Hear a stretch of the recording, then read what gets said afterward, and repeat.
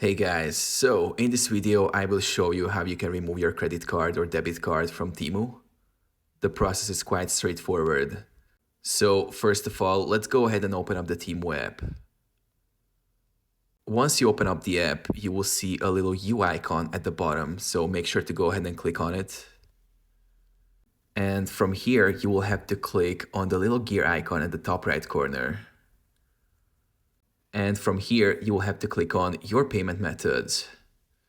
And as you can see, it shows the card that I added previously. So in order to delete the card, you have to click on edit. And once you click edit, you will see the delete card option at the bottom, so make sure to go ahead and click on it. It will ask if you're sure if you want to delete the card, so just go ahead and click on delete this card at the bottom. It will also ask for a reason why you delete the card. Either you can choose one of these options or just simply click on others. Click confirm, and that's it.